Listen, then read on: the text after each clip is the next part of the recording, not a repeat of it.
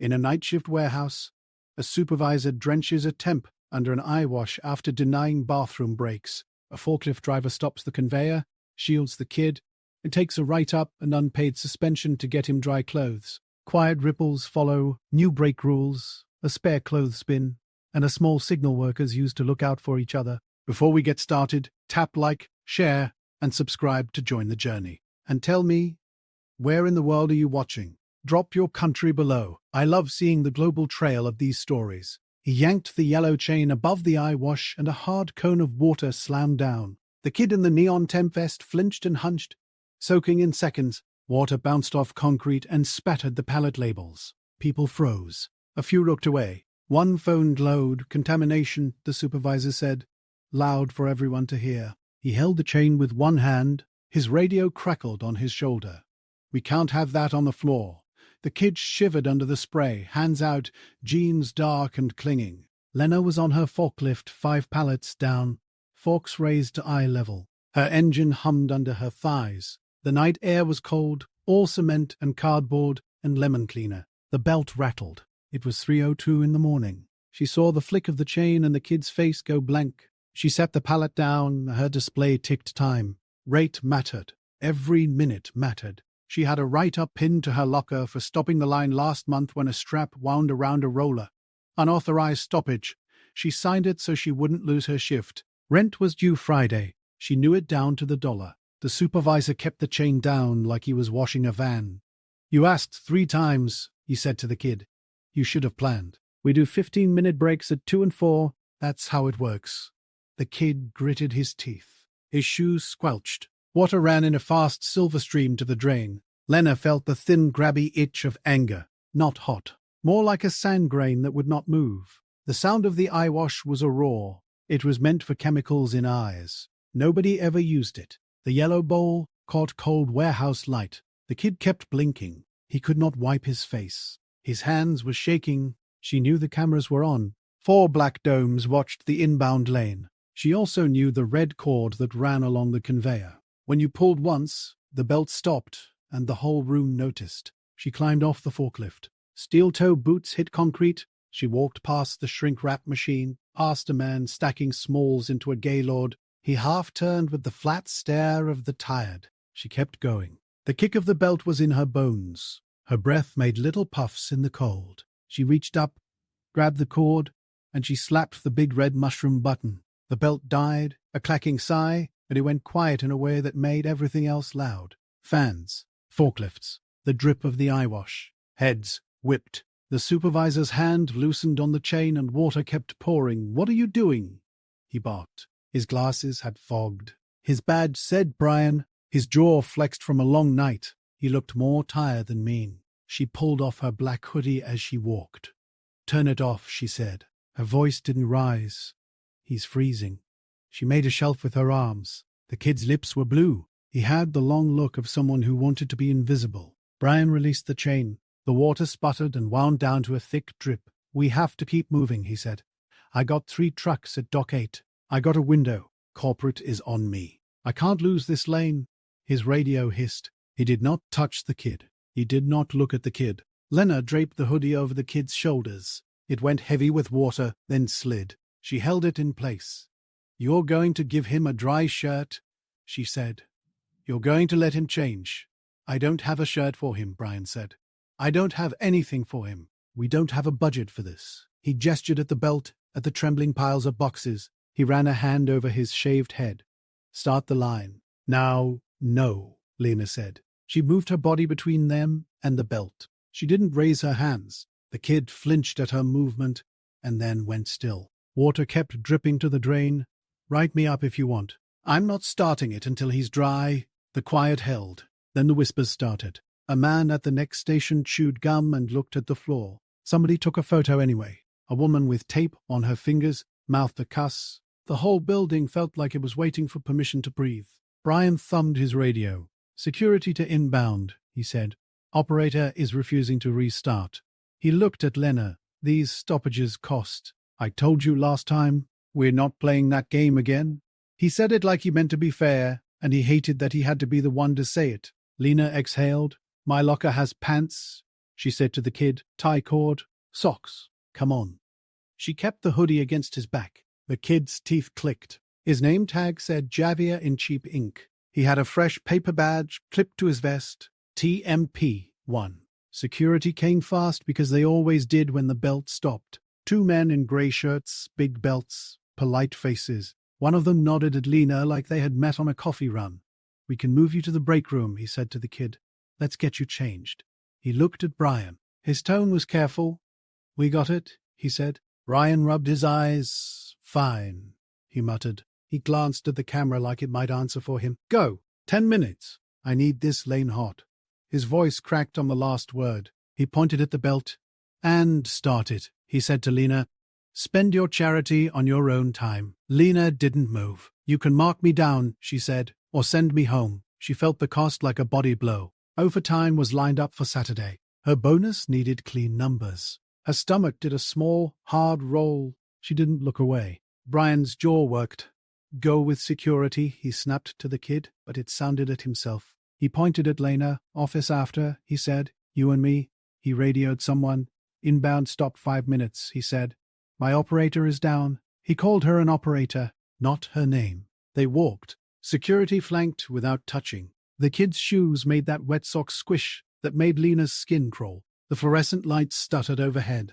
The vending machines glowed at the break room door, all candy bars and little bottles of pain pills. In the locker room, all painted cinder block and bleach, she opened her metal box. Inside were 2 pairs of grey sweatpants, a roll of socks in a plastic bag, a flashlight, a tiny sewing kit, and a folded note from her kid sister, torn from a notebook. She pulled the sweats and socks. Here, she said. She handed him the pants and socks and a plastic grocery bag. Put your stuff in this. She stood outside the stall and faced the sink. Her hands shook a little. She couldn't tell if it was anger or adrenaline. He shut the door. She heard the wet peel of denim, the flush of the toilet, the tiny stumble when his heel caught the hem. He opened the door a crack and handed her his drenched jeans, heavy and cold. She put them in the bag and knotted it twice. He stepped out in her sweats, ankles swallowed, the drawstring wrapped twice. He had goosebumps running up his arms. He kept his eyes low. Thanks, he said, and he almost whispered it. His voice had a rasp like someone who didn't sleep much. Sit, she said. She took his shoes and stuffed them with paper towels. She rubbed them with brown paper towels like she was sanding a table. The air smelled like wet rubber, Sharpie, and cheap soap. Her hands got grey with whatever lived on their boots. A little water pooled by the drain. Her socks were wet at the toe. She didn't mind. Security stood outside and talked into a radio like they were calling in coordinates. The whole world settled into this small room. He put his head in his hands for a second. When he lifted it, his eyes were red in the corners. On his wrist, under the wet hair, was a hospital band cut short with scissors. The white tag still had a printed date. Yesterday. He bent to pick up his backpack. The zipper had a paper clip on it. When the bag tilted, a folded clinic paper slid out. She picked it up to hand it to him. Nephrology clinic, it read in stiff type. Take meds with water. May cause frequent urination. He blinked and tucked it back before she could say a thing. He watched her face for a hint of pity and she gave him none.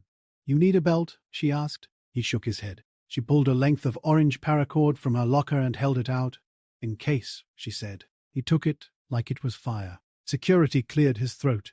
We should get you both back, he said. There's heat packs in first aid. You want one? The kid nodded. Lena nodded too, out of habit. Brian waited by the office. His notepad was out. His pen had that click-click rhythm of a man keeping himself from swearing.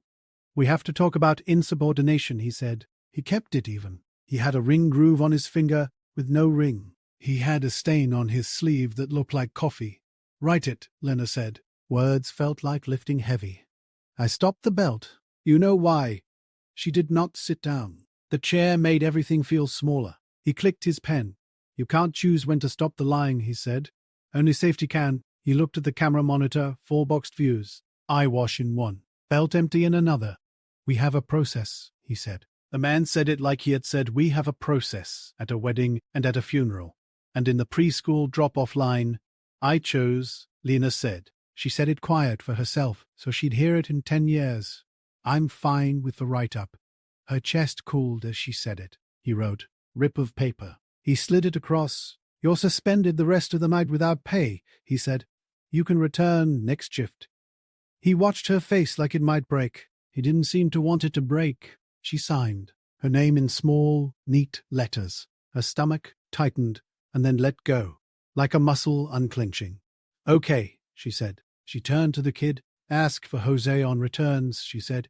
"He's decent. He'll get you set. Tell him you need heat packs."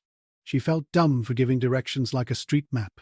The kid nodded anyway. When she walked out, the belt was already running. The roar returned. People were moving at that same tired speed. The eyewash dripped in a little rhythm now, a metronome for a machine. Brian radioed Doc 8. Lena clocked out. The time clock beeped, like always. In the parking lot, sky black, she breathed with her hands on the roof of her car. The cold made her lungs bright. A truck rolled by with a squealing belt. The sound dissolved into the freeway. She turned the key. The dashboard lit up orange. She came back next night. They didn't take her keys. Nobody clapped. Nobody looked straight at her for too long. The kid was there, posted on returns with Jose. A tanked beanie pulled over his ears, those sweats rolled and tied. He kept his water bottle on his station and sipped small. On the wall by the time clock, there was a printed sheet nobody had seen before. Break requests, immediate needs. Tell your lead, no denials. Below it, a little plastic bin had appeared on the shelf. Clear, shoebox size. Inside, 2 pairs of cheap sweatpants, white socks in baggies, a folded hoodie, a packet of heat packs. Someone had written spares in marker. The letters leaned. At the safety huddle, the trainer from Dayside read new bullet points off an iPad. "Bodily fluids go in yellow bags," she said. "Eyewash is for eyes only. Privacy's part of safety. Any employee can call a pause for dignity. Use the code word steady." People smirked, but they listened. Brian did not look at Lena for 2 days. Then he did, quick, like a man glancing at the sun. He raised his chin, not an apology, more like an acknowledgement that a line existed now. He gave her a Doc 6 assignment after that, which was easier. It made her suspicious. He didn't pull any chains. A woman from label printing started keeping a roll of plastic bags on her cart. She slid one toward a new hire when coffee tipped. No fuss. A guy in inbound started making a little 2-finger sign at his eyes when he needed a break, and it caught on. People were less shy about saying bathroom out loud. Days folded. The kid came in early once and used the spare hoodie without a word. Left it folded on the bin later. The bin never went empty more than a shift. Someone always stuffed it again. The letters on spares smudged with hands. On a Wednesday near dawn, Lena watched from her forklift as Javier stepped to Jose with that 2-finger sign, got a nod, and jogged to the bathroom with normal speed, like a person not racing a clock. He came back, dropped his shoulder, and set a box on a pallet like it was nothing. The room did not blink. She thought about the feeling of the red mushroom button under her palm. It was softer than it looked. It gave, then it committed. The whole belt had gone quiet and nobody died. She thought about how small the choices were. A hoodie on a back, a bin on a shelf, a word printed on a sign that made a man stop pulling a chain. Outside, morning took the color of dry paper. Light through the dock doors landed in bright rectangles on the concrete. Dust rode the air like glitter you could only see if you squinted. She lifted a pallet and turned, slow and true, and watched it pass through a square of sun that made the clear bin on the shelf shine like a small, ordinary window.